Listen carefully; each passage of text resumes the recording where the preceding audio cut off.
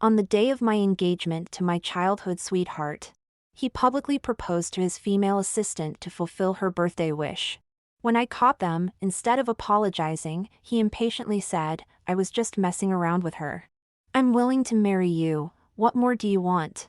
Later, when I married his uncle and was pampered beyond measure, my childhood sweetheart finally cracked. He cried, "Meredith, please don't play around like this. It's not funny."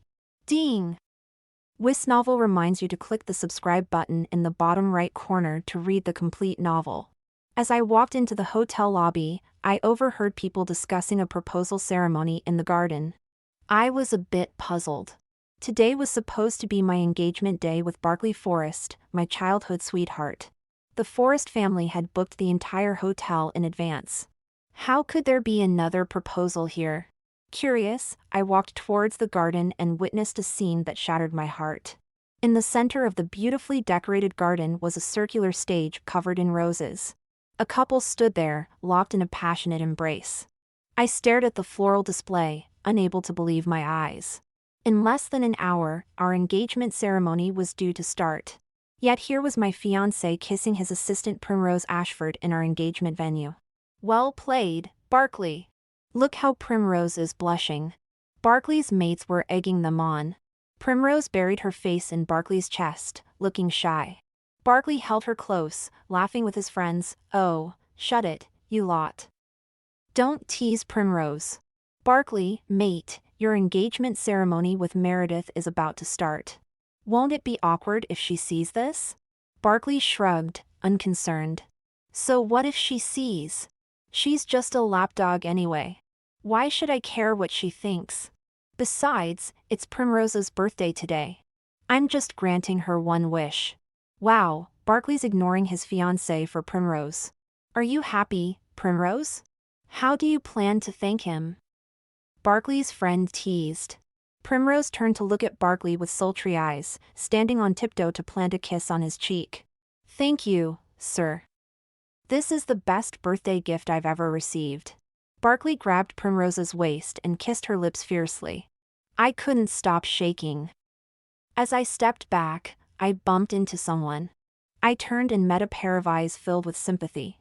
"I'm sorry," I quickly moved away. It was Crispin Forrest, Barkley's uncle. He had left the Forrest family after coming of age and single-handedly built a conglomerate even more impressive than the Forrest empire. Rumor had it he was cold and heartless, yet here he was looking at me with what seemed like concern. I must have been seeing things. "Don't be afraid," Crispin stepped in front of me and said coldly, "Tear it down." "Yes, Mr. Forrest." His bodyguards rushed forward and began destroying the garden setup. Primrose let out a terrified scream. I stood behind Crispin, watching the scene unfold with mixed emotions. "Meredith, look what you've done. You've scared Primrose," Barkley yelled as he ran over to us. Seeing his furious expression, my heart ached as if pierced by needles. "I ordered it," Crispin said coolly. Barkley immediately reined in his anger, addressing Crispin respectfully, "Uncle. You've gone too far." Crispin's voice was icy. Barkley tried to defend himself. "Uncle, we were just having a bit of fun." He reached for my hand. "Meredith, come inside with me. Mom and Dad are waiting." I instinctively pulled away from his touch. "Meredith," Barkley's tone turned threatening, "it's our engagement day. What are you playing at?" I found it laughable. He was the one proposing to another woman on our engagement day, yet somehow I was in the wrong. "Miss Barrett, please don't be angry. It's all my fault." Primrose came over and said respectfully, barely concealing the triumph in her eyes. "Why are you apologizing to her? You've done nothing wrong." Barkley pulled Primrose close, glancing at me. "It was just a joke. She's being petty. Let's ignore her." Right in front of me, Barkley walked away hand in hand with Primrose, not sparing me another glance. I smiled as I lowered my head, unable to stop the tears from falling. I turned and walked out of the hotel, standing dazed on the street. Just then my mobile rang.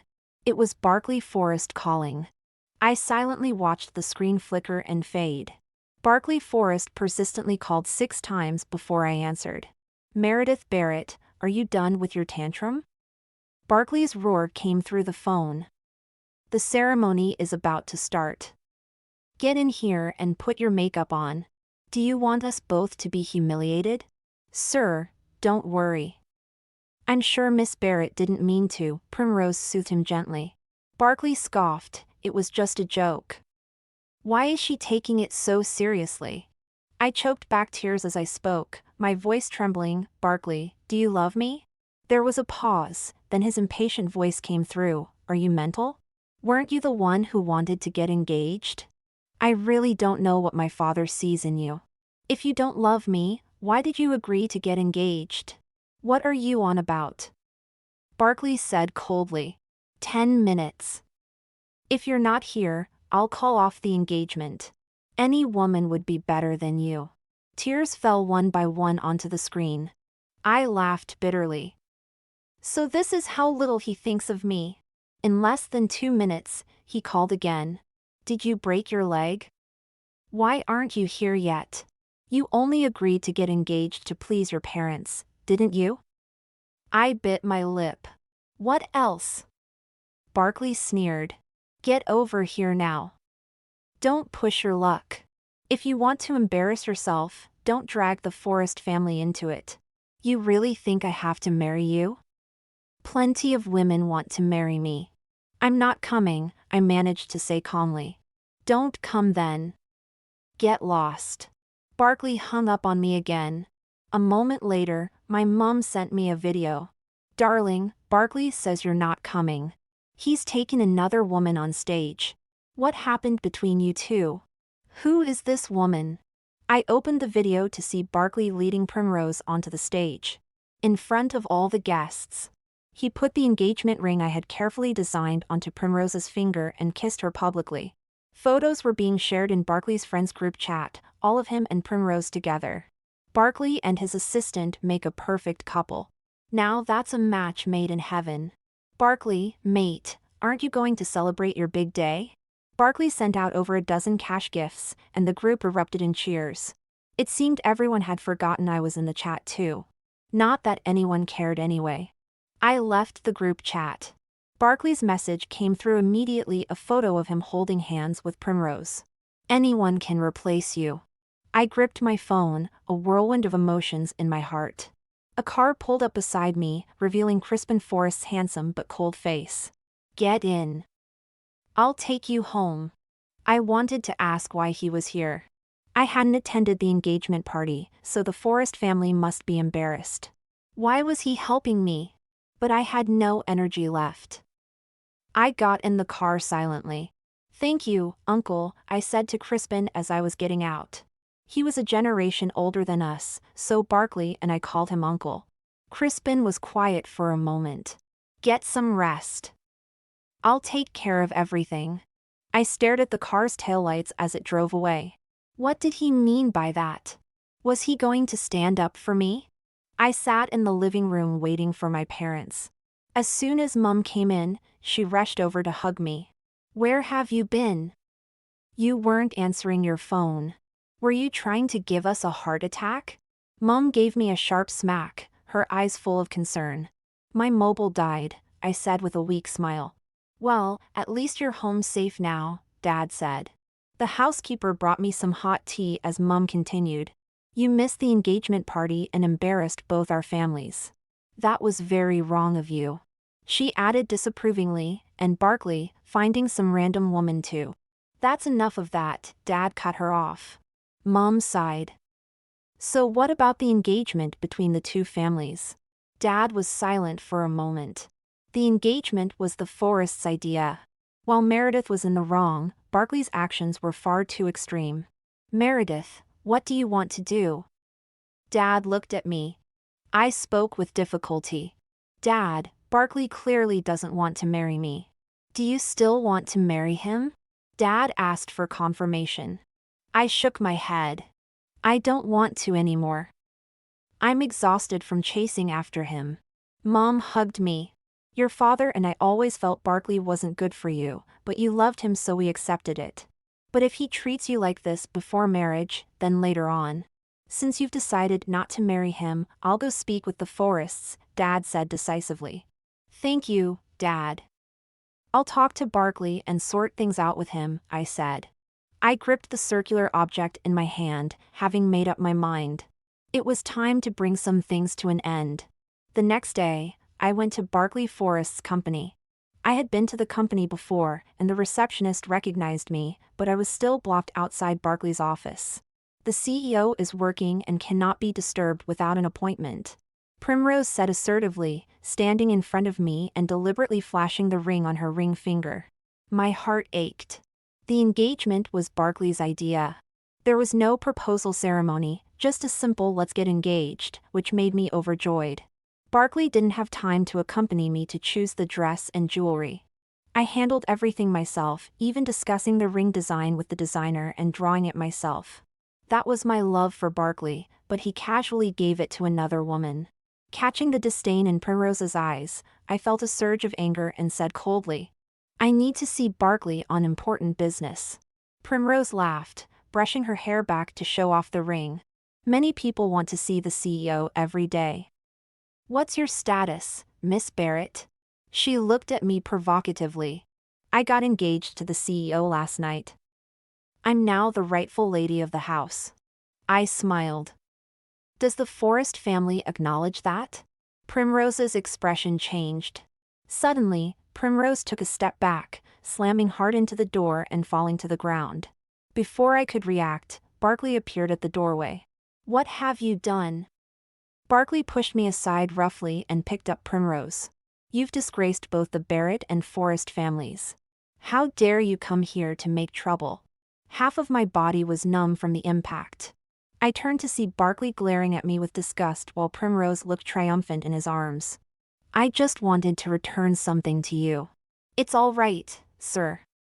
Miss Barrett just cares about you too much and can't accept that I'm the one who got engaged to you last night," Primrose said, clutching Barkley's arm with tears in her eyes. "Humph, she caused such a big mess, and you helped clean it up. What does she have to be dissatisfied about?" Barkley snorted. Meredith apologized to Primrose immediately. I stared at Barkley in disbelief and gave a bitter smile. "Isn't my absence what you wanted?" She fell on her own. "What does it have to do with me?" "Meredith, you've really disappointed me," Barkley yelled angrily, looking utterly disappointed. He had looked at me like this countless times since we were young. When I failed an exam, he said I was useless, completely disregarding that I had a high fever at the time. He forced me to operate on his subordinate, complained about my poor technique, without considering that I had never even been in an operating room before. I closed my eyes briefly and said softly, "I didn't touch her. If you don't believe me, you can check the security footage." "It's all right, sir. Miss Barrett probably didn't mean it. Don't let this affect your relationship because of me," Primrose said magnanimously. "When you do something wrong, you should be punished." "She's just been spoiled," Barkley said, glaring at me coldly. "We were supposed to be childhood friends who grew up together, but he believed an outsider over me." I bit my lip stubbornly and said, "I won't apologize to her." Slap! Barkley struck me hard across the face. I turned my head and covered my cheek, trembling all over. "You really never learn." "My father was fooled by your act of being sweet and obedient," Barkley said with disgust. "Tell the front desk not to let irrelevant people into the company anymore." With that, he picked up Primrose and strode away without even glancing at me. Primrose smiled at me triumphantly. I could read her lips. I won. Tears blurred my vision, and I could no longer hold them back. I was escorted out of the company by the receptionist. Just as I stepped out of the building, Barkley Forest's car brushed past me. "Mr. Forest, why don't we give Miss Barrett a lift?" Primrose Ashford proactively suggested that Barkley stop the car. "She has legs, she can walk," Barkley said without even glancing at me as he sped away. Despite the warm sunlight overhead, I felt a chill in my heart. I was about to call a taxi when my phone rang. A former colleague from the hospital said there had been a major car accident and many patients were brought in. They asked if I had time to come help. "I'll be there in 20 minutes, I said, hanging up and immediately getting into a cab. When I arrived at the hospital, there was already a nurse waiting to brief me on the situation. I changed into surgical scrubs and strode into the operating theater. After performing 4 surgeries back to back, everyone breathed a sigh of relief. It's a good thing Dr. Barrett was here today, otherwise the injured would have been in danger, someone remarked. An assistant nurse handed me a bottle of glucose. Dr. Barrett, you've been working hard all afternoon. Have this to replenish your energy. Thank you, I said. If only Dr. Barrett hadn't resigned, another nurse lamented. What are you talking about? Dr. Barrett is married now and needs to prioritize her family. Besides, her in-laws are the Forests, someone else chimed in. The Forests had wanted me to focus on being a housewife after getting engaged to Barkley. So I had resigned from my job as a doctor. I didn't bother to explain further.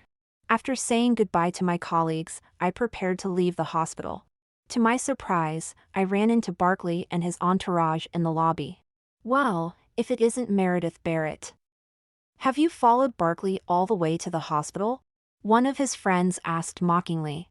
Barkley had his arm around Primrose's waist, and she was clinging to him like a delicate bird. Several of his close friends stood nearby. Like a bad penny, Barkley muttered, releasing Primrose and shoving his hands in his pockets. Good timing. Primrose said she'd let things go if you apologize. Barkley looked at me with disdain, as if I were some arrogant upstart. I was too tired to argue with them and turned to leave, but Barkley grabbed my arm. Meredith Barrett, did you hear what I said? The spot where he gripped me had been bruised earlier that morning. I shook off his hand, wincing in pain. I won't apologize for something I didn't do wrong.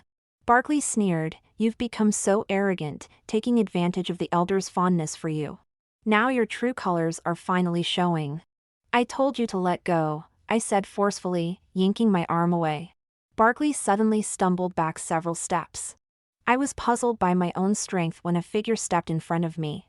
Barkley Forrest, is this how you were raised? A stern voice demanded. I looked up at Crispin Forrest, who had suddenly appeared. Though he hadn't done anything, Barkley shrank back, hanging his head. Uncle, what are you doing here? Barkley asked meekly. Crispin ignored Barkley's question, merely sweeping his gaze over the group.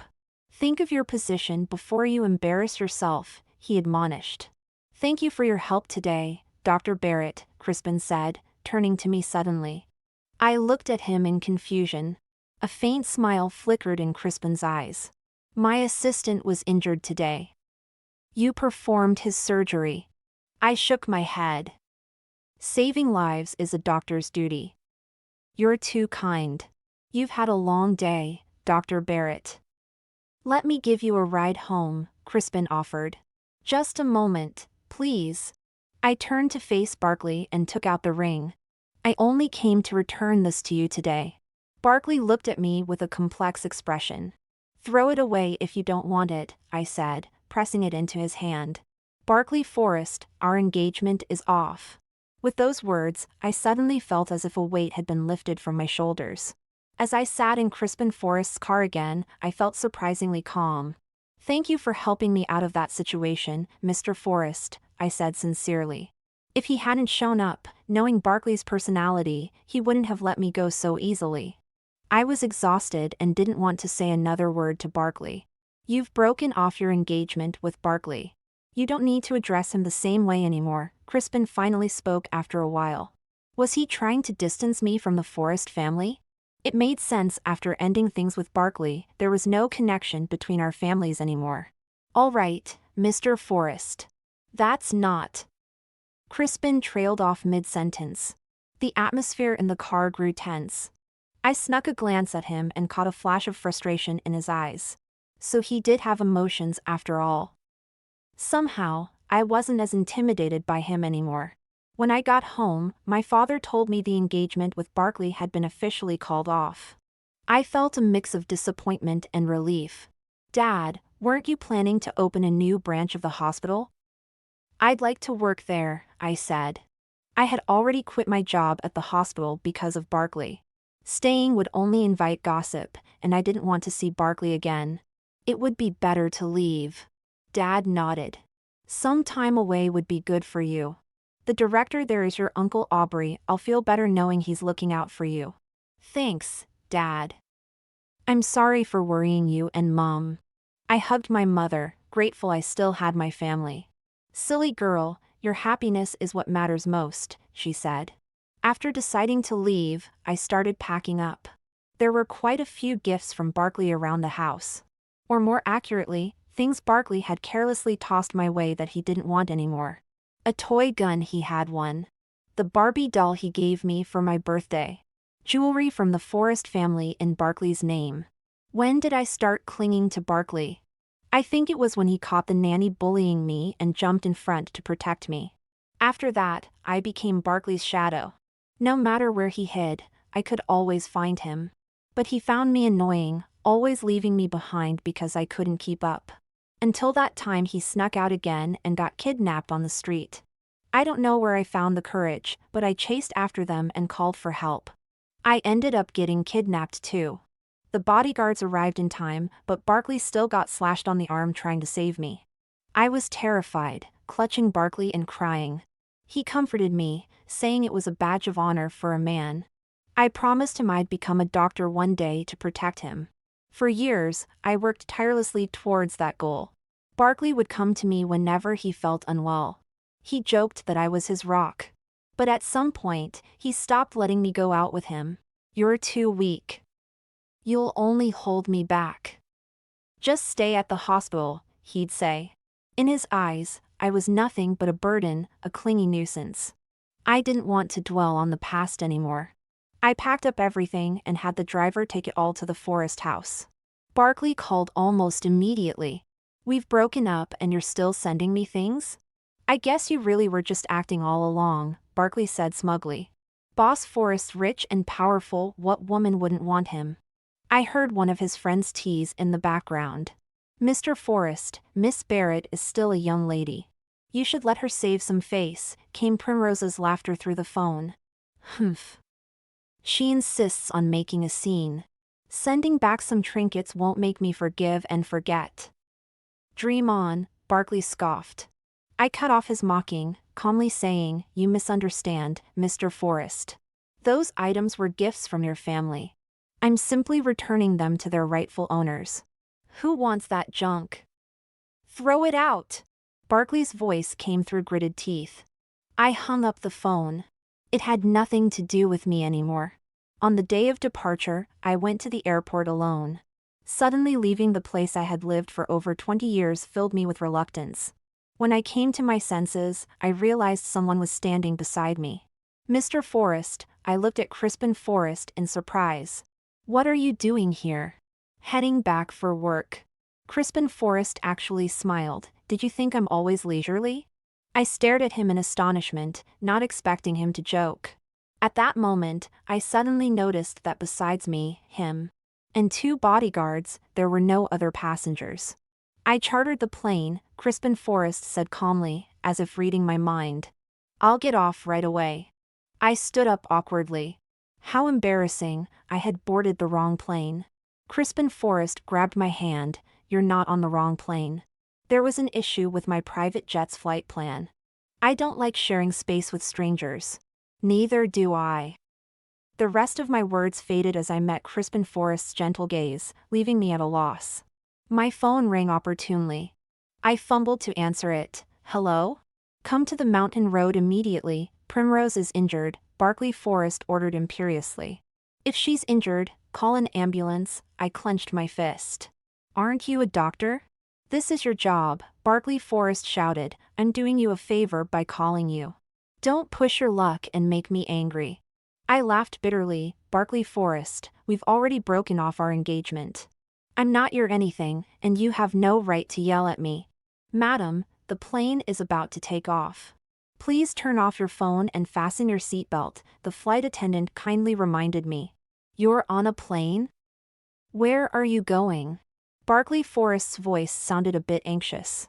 It must have been my imagination. None of your business. I hung up and sat down angrily. Crispin Forrest suddenly reached over to fasten my seatbelt. Thank you. My phone rang again. It was Barkley Forrest. I blocked the number immediately. Then Primrose sent a message. I glanced at it, still feeling a bit hurt. I closed my eyes, deciding to change my number after landing. Upon learning that no one was coming to pick me up, Crispin Forrest insisted on driving me to the hospital. We've known each other since childhood. You're unfamiliar with this area, so it's only right that I look after you, he said. His words sounded odd no matter how I interpreted them. I had grown up with Barkley Forrest, but Crispin was 8 years older than us. When we were young, every time he appeared before us, he would ask about our recent academic performance. Barkley once complained that his uncle was even more old-fashioned than their grandfather. However, feeling it impolite to mention age in front of him, I didn't refuse as Crispin personally opened the car door for me. I could only obediently get in. When we passed by a mobile phone shop, I asked to stop. After turning on my phone upon landing, I had found over a dozen missed calls and dozens of messages from Barkley Forrest. It was utterly exasperating. Just as I finished setting up my new number, a new mobile phone was handed to me. Since you're getting a new one, why not change it completely? This color suits you well, Crispin said. The delicate pink left me at a loss. If it weren't for Crispin's serious expression, I would have thought he was deliberately teasing me. Thank you, I said as Crispin handed me the phone with the SIM card installed. Regardless, it was a kind gesture from him. I've already saved my number in there. Call me if you need anything, Crispin said, pointing to the first name in the contacts list. I thought to myself that as a mere doctor, what could I possibly need help with from Mr. Forrest? I was soon proven wrong. I only wanted to quietly do my job as a doctor, treating patients and saving lives. So when I started work, I asked Uncle Aubrey, the hospital director, to keep my background confidential. The hospital wasn't large, but my colleagues were all friendly. Combined with my extensive experience as a lead surgeon, patients trusted me as well. Without Barkley's disdain and suppression, I regained my long-lost confidence and quickly adapted to life here. That day, I was leaving work as usual. My apartment was just 2 streets away from the hospital, so I always walked to and from work. Today, I kept feeling like something was behind me, but when I turned around, I saw nothing. I ducked into the nearby convenience store, using the shelves as cover. Finally, I caught sight of the shadowy figure lurking in the corner outside. It was a patient who had come to the hospital for treatment a few days ago. After meeting me, this patient had been booking appointments with me every day and refusing to leave the clinic, seriously disrupting my work. I had no choice but to call security to remove him. Unexpectedly, he suddenly went berserk and got into a fight with the guards. It took 4 people to finally force him out. I suddenly remembered the roses I'd been receiving lately. Could they have been from him too? Frightened, I took out my phone and dialed a number. 20 minutes later, Crispin Forrest entered the convenience store and walked straight to my side. Mr. Forrest, I said in surprise. I hadn't expected him to arrive so quickly. I'm glad you're all right, Crispin said with relief. Let's go, it's safe now, he said, taking my hand. What about the person outside? I asked, thinking of my stalker and not registering Crispin's gesture. Crispin's expression darkened. It's been taken care of. Was he really stalking me? I couldn't believe this was happening to me. Don't worry, it won't happen again, Crispin reassured me gently. Crispin shielded me as we exited the store. The stalker was being restrained by 2 bodyguards in the corner. He became agitated when he saw me and tried to lunge forward. Dr. Barrett, I love you. Dr. Barrett, how could you have me arrested? He cried. I felt this person was mentally unstable and took a small step back. Crispin moved half a step in front of me, partially obscuring me from view. The stalker glared viciously at Crispin. Who are you? What right do you have to hold Dr. Barrett's hand? Only then did I realize my hand was still in Crispin's grasp. I instinctively tried to pull away, but he held on firmly. Suddenly, I thought it might be better to let the stalker believe I had a boyfriend. Sir, these were found on him, one of the bodyguards said, producing a knife and a handkerchief. Even from a distance, I could smell the pungent odor on the cloth. It's ethanol, I said with a shudder. What would he have done to me if I hadn't noticed I was being followed? Break his legs and take him to the police station, Crispin said coldly to the stalker. I didn't do anything. The police can't arrest me, the stalker said smugly. You won't be getting out, Crispin replied, his calm voice promising a storm. Thank you for your help today, Mr. Forrest, I said to Crispin Forrest, feeling embarrassed. I didn't know why I had called him for help. By the time I realized it, the call had already gone through. It was because he made me feel so safe. I'll take you home, he said. I waved my hands. No need to trouble yourself, Mr. Forrest. I can get back on my own. It's not safe for you to live alone. I've spoken with your father, and he agrees you should move into my villa, Crispin Forrest said calmly. You can call home to confirm. That's not necessary. I don't doubt you, Mr. Forrest, I said, shaking my head. I was just surprised he had contacted my father. And even more surprised my father had agreed to let me live at his place. That was the strangest part. Then I'll accompany you to pack your things. And so I brought him back to my place, and then returned with him to his villa. Standing in his living room, I still couldn't quite process how things had turned out this way. Let's have dinner first, Crispin Forrest said, leading me to the dining room. Seeing the table full of delicious food, I suddenly felt hungry. Taking a sip of the warm soup, I felt completely comfortable. I thought living here might not be so bad after all, at least I wouldn't have to worry about going hungry. Is it good? Crispin Forrest asked, serving me some dishes. Yes, I nodded repeatedly. If it's good, eat more. If there's anything else you want to eat, just tell the kitchen staff. I'm not a picky eater, I said. Before, to cater to Barkley Forrest's tastes, I had forced myself to eat spicy food even though I couldn't handle it. Every time, my eyes would water and my nose would run, and Barkley would mock me. Now I could eat whatever I wanted. This table of mild dishes suited my palate perfectly. Just then, a tall man walked in. Meredith, this will be your driver and bodyguard from now on, Crispin Forrest introduced. I was so surprised that I didn't even notice his use of my first name. This is too much. I just go to the hospital every day, I don't need a bodyguard, I protested. Wasn't it at the hospital where you encountered that person today? Crispin Forrest said. With that one sentence, I was left speechless. Crispin Forrest was very thoughtful, and the bodyguards he arranged were also very dedicated. They drove me to and from work every day, and sometimes Crispin would give me a lift too. Several times my colleagues saw us and asked if he was my boyfriend. I explained several times, but they didn't believe me. That man looks a few years older than you, but older men know how to take care of you, they said. But I had always seen Crispin as an elder, and he always had a distant attitude. It was hard for me to imagine him falling in love with anyone. Today I finished work early and walked out of the hospital only to realize I had forgotten to notify the driver. Just as I was calling the driver, someone rushed out and grabbed my hand. Meredith, how long are you going to keep this up? It was Barkley Forrest. You've been gone for so long, don't you know your family is worried?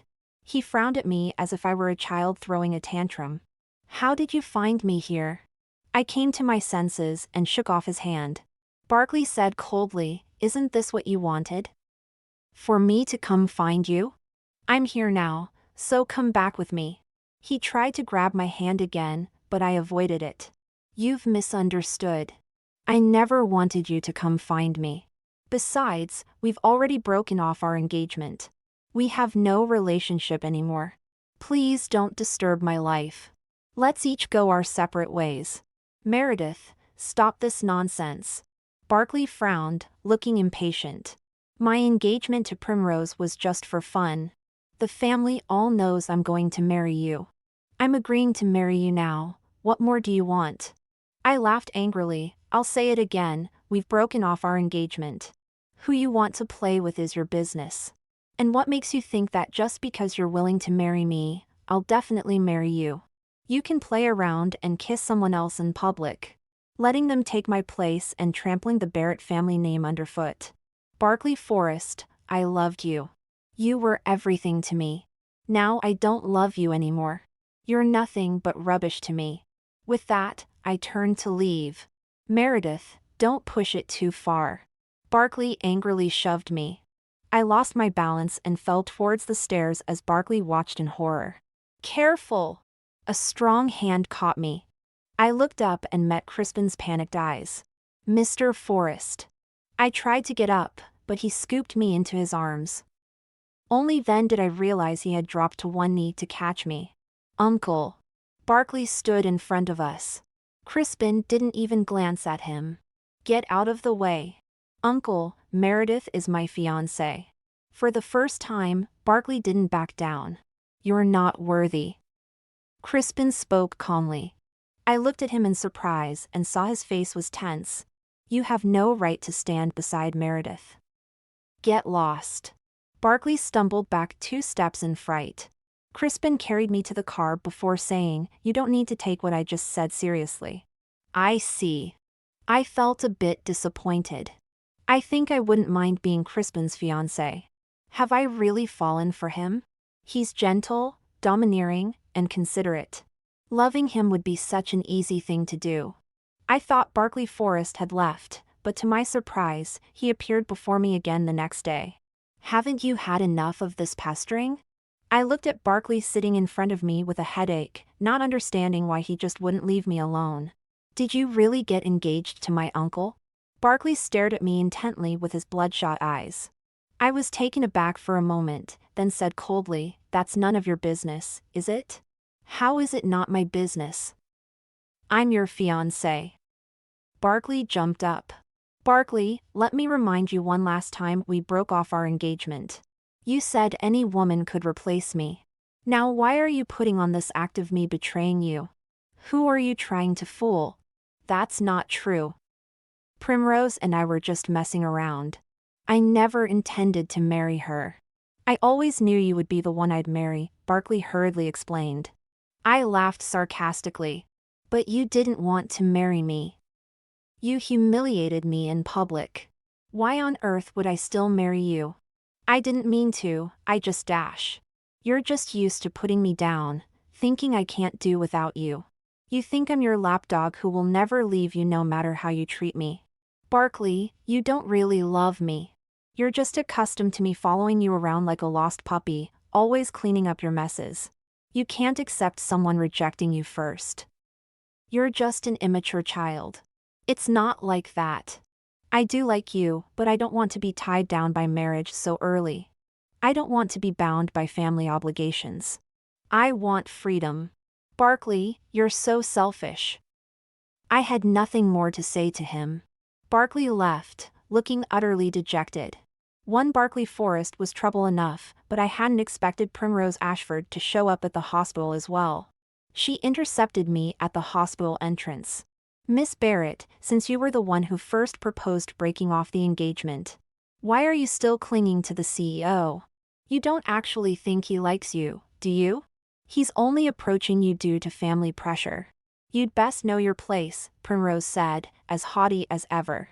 If you're so capable, then take him back yourself. Why come looking for me? I glared at her coldly.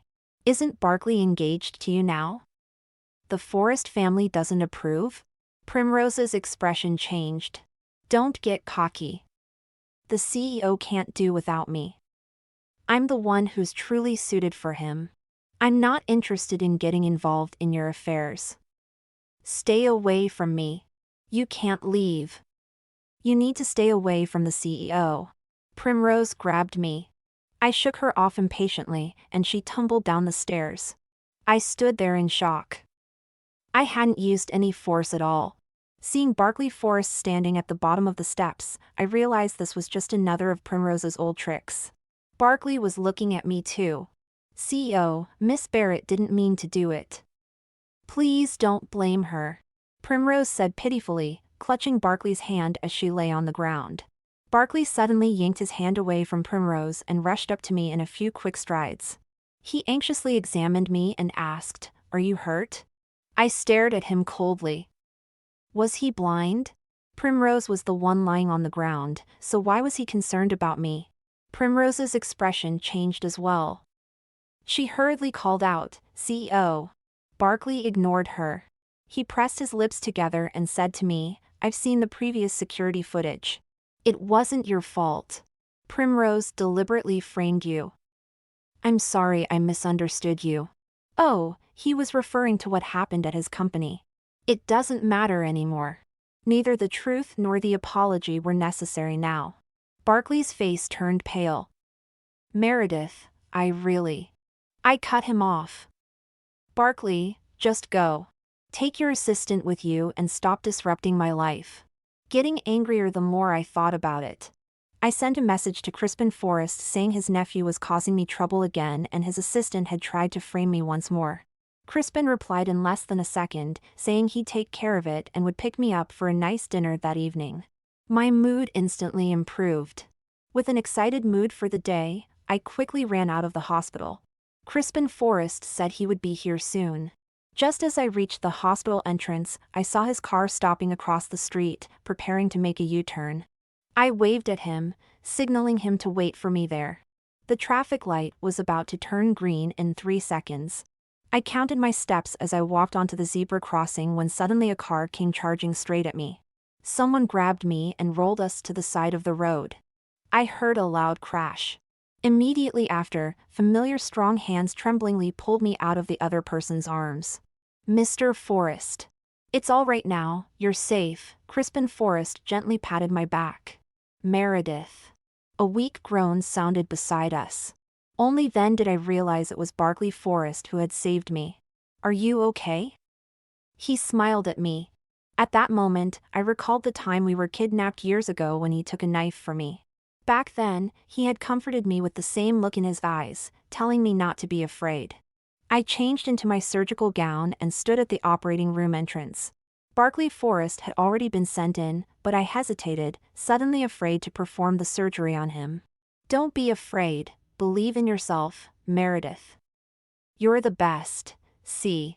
Crispin Forrest walked up to me, crouching down to meet my gaze. When you finish the surgery, I'll give you a present.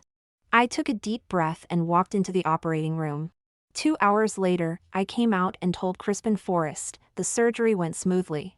Crispin Forrest suddenly hugged me, saying with a smile, my Meredith is indeed the best. I'm looking forward to your gift. I hugged him back tightly. Barkley Forrest didn't wake up until noon the next day. And as soon as he opened his eyes, he was clamoring to see me. Your leg has just had surgery, don't move around, I said, stopping him from trying to get out of bed. You performed the surgery on me, I knew you still cared about me, Barkley said, happy as a child. I shook my head. You've misunderstood. Never mind that you were injured while saving me, I'm a doctor, saving people is my duty. It's different with us, we grew up together, you've always treated me differently, Barkley hurriedly said. That was in the past, I interrupted him. Barkley, I've moved on, and I've found someone who truly loves me. I held up my hand, showing Barkley the ring on my 4th finger. This was the gift Crispin had given me last night. He had proposed to me. I originally wanted to wait until you slowly fell in love with me before proposing. But I'm so afraid of losing you, so I want to tie you to my side, let everyone know you're mine, he had said. Meredith, I've loved you for 18 years, since before you even fell in love with Barkley. Will you give me a chance? Is it Uncle? Barkley asked, his face pale. Yes. I should have known, Barkley said with a bitter smile. Uncle never meddles in affairs, yet he stood up for you several times. The car accident was Primrose's doing. She was severely injured, paralyzed from the waist down, and has been arrested by the police. I fired her yesterday. Whatever you want to do, I have no objections. I was silent for a moment. Let's follow the legal procedures. Rest well, call the nurse if you need anything. I turned to leave, having said all I needed to say. Meredith, I'm sorry. I didn't look back. Crispin was standing at the door. Finished talking to him? He took my hand directly. I looked at him amusedly. You heard everything, didn't you? He's still your nephew, you're so petty. I'm only petty when it comes to you. I never expected Crispin could say such mushy words. What a closet romantic. Mr. Forrest, I like you.